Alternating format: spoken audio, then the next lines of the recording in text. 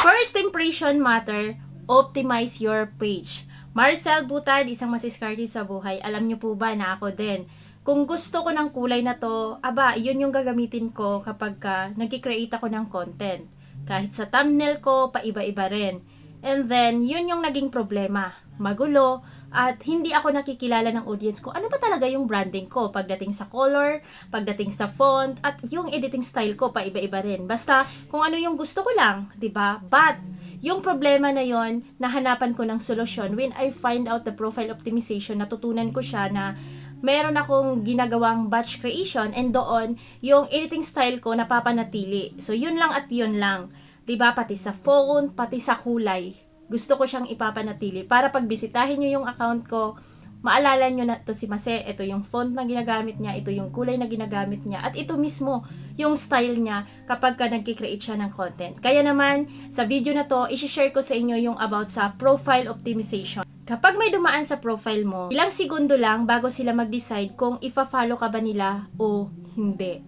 Kaya dapat, bawat element ng page mo ay nakaset up para makuha ang tamang audience na para sa'yo. Display photo, dapat high quality at align sa kung ano ba talaga yung brand mo.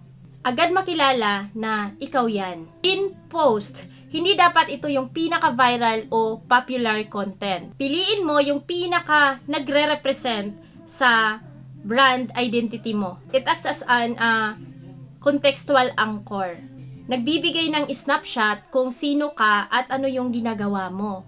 Bio mo naman. Ito yung pinakaunang nakikita ng audience natin. Kailangan concise, compelling, and clear.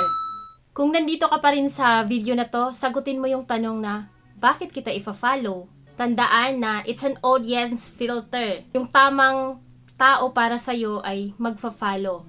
Yung iba, hindi. Okay lang yun. Theme. Visual consistency builds recognition. Kaya nga, kailangan natin gumamit ng consistent fonts, yung editing style natin, pati yung color. Alam nyo ba kung bakit kailangan natin ang mga yon? Dahil nakakatulong po yon para ma-differentiate tayo sa ibang mga creators. Ganun kasi yon. Ito pa, feed curation. Hindi lang po ito tungkol sa aesthetic lang. Alam nyo ba, ang pinaka-importante, makita ng mga audience natin na tayo ay seryoso, consistent sa mga content na ginagawa natin or about sa content creation. O eto na yung huli na i-share ko sa inyo, yung content match. Tanungin mo yung sarili mo, does my content match my profile? Kasi alam mo ba, kahit mag-viral ka, kung hindi klaro yung brand profile mo, hindi ito magta-translate sa followers. Naniwala ako, first impression is everything. Kaya i-optimize natin yung ating mga page, yung profile natin. So, it reflects your audience. So, it reflects your brand, filters the right audience, and converts views into loyal followers. Be part of my community, masiskarte sa buhay, and always remember that success starts when you decide to begin. Follow for more discarded tips!